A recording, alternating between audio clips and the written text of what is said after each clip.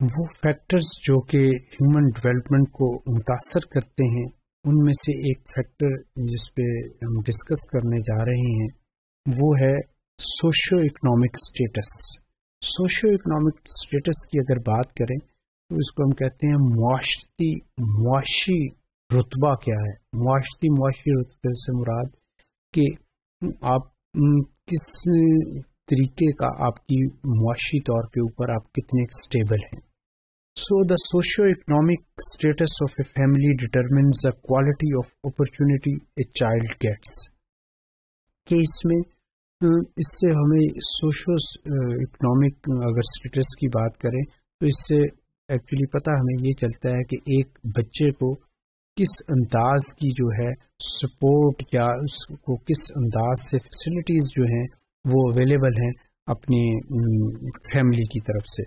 So studying in a better school that are more expensive definitely has benefit in the long run۔ کہ آپ نے دیکھا ہوگا کہ ڈفرینٹ جو اسکولز ہیں ان میں ڈفرینٹ طریقے کی جو فیسلٹیز جو ہوتی ہیں اویلیبل ہیں، مگر اس میں ڈپینڈ کر رہا ہوتا ہے کہ اس کے فیس اسٹرکچر کے اوپر، اور جو کہ مگر مختلف مہنگے اسکولوں میں آپ دیکھیں کہ وہ بچے ہی صرف افورڈ کر سکتے ہیں جو کہ اکنامکلی جو فیملی ساؤنڈ ہیں ان کے بچے ہی وہاں پہ پڑھ سکتے ہیں۔ لازمی بات ہے کہ جب وہ ہائر فی والے اسکولز میں جاتے ہیں تو وہاں پہ ان کے پاس وہ فیسلٹیز اور اپرچونیٹیز ان اسکولوں اور ان بچوں سے زیادہ ہوتی ہیں جو کہ اس طریقے کے اکنامکلی ذرا لوور کلاس کے اسکول یا اس سیٹ اپ سے وہ بچے آئے ہوتے ہیں۔ So studying in the better school that are more expensive definitely has a benefit in the long run. Well-off families can also offer better learning resources for their children and they afford special aid if the kids need it۔ یہ آپ نے دیکھا ہوگا کہ جو بچوں کو بعض اوقات بہترین اسکول میں بھی والدین پڑھاتے ہیں، اور خاص کر کے جو کہ ہم نے کہا کہ اکنامکلی ہائر کلاس میں آتے ہیں، مگر ساتھ میں ایون اگر بچہ اگر یہ کہتا ہے کہ جناب مجھے اتنے اچھے طریقے سے یہ چیز کا نہیں پتہ چل رہا، اس کے لیے ایون ٹیوشنس کا بھی انتظام کر دیا جاتا ہے، اکیڈمی کا بھی انتظام کر دیا جاتا ہے۔ بٹ اٹ ڈپینڈ کہ وہ سوشو اکنامکلی وہ فیملی کتنی اسٹیبل ہے یا اس کا اسٹیٹس کیا ہے۔ تو اگر سوشو اکنامکلی اگر تو یہ اپرچونیٹیز بچے کے پاس ہوں تو ایسے بچوں کو اس کی گروتھ اور ڈیولپمنٹ میں ہم دیکھیں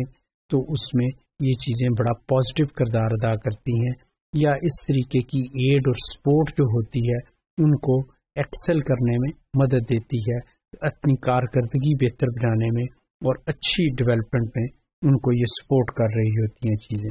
children from پورر families may not have the access to the educational resources and good nutrition to reach their full potential۔ مگر وہ والی غریب فیملیاں جو کہ اکنامکلی اتنی ساؤنڈ نہیں ہوتے، یا بلو ایوریج فیملیز جو کہ اتنے اخراجات افورڈ نہیں کر رہے ہوتے، تو ان کے پاس اس طریقے کی نہ ایجوکیشنل پوائنٹ آف ویو تعلیمی سرگرمیوں کے لیے، نہ ان کی بچوں کی جو ہے اس کو صحیح طریقے سے سپورٹ کر سکتے ہیں یا ایڈ کر رہے ہوتے ہیں،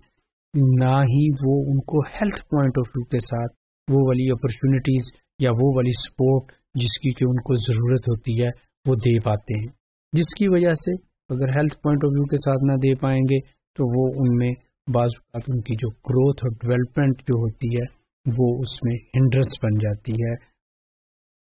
مال نیوٹریشن۔ اور اسی طریقے سے اگر اکیڈیمیکلی ان کو اس طریقے سے سہولتیں میسر نہیں ہیں تو اس کی جو گرومنگ آف پرسنالٹی ہے یا اس کی گروتھ اور ڈیولپمنٹ ہے towards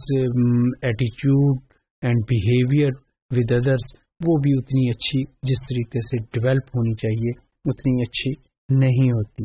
they may also have working parents who work too many hours and can not invest enough quality time in their development. اسی طریقے سے آپ نے بعض کا دیکھا ہوگا کہ وہ فیملیز جو کہ اپنا سوشو اکنامک سٹیٹس کو بہتر کرنے کے لیے اس میں والدین ماں اور باپ دونوں ہی جاب کر رہے ہیں یا ورکنگ فیملیز میں وہ بچہ رہ رہا ہے، تو اس میں ایک وہ یہ دوسرا انوائرمنٹ تو دے دیتے ہیں، مگر ساتھ میں وہ جو والدین نے اپنا ٹائم انویسٹ کرنا ہوتا ہے، وہ جو کیئر، وہ جو لو، وہ جو ٹائم ہے، وہ بچے کو نہیں دے پاتے، جس کی وجہ سے پھر اس کی جس طریقے سے ڈیولپمنٹ جتنے اچھے انداز سے ہونی چاہیے بعض اوقات وہ نہیں ہو پاتی. اور جو کہ ہم پہلے پڑھ کے بھی آئے کہ فیمیلیل جو انفلوئنس ہوتا ہے اس میں یہ جو کیئر، لو اور ٹائم کا عنصر جو ہے یہ بچوں کے جو ڈیولپمنٹ میں ہے وہ بڑا پازیٹیو اس کا اثر ہوتا ہے. سو اگر ہم بات کریں تو socio economic status is one of the factor which influence human development.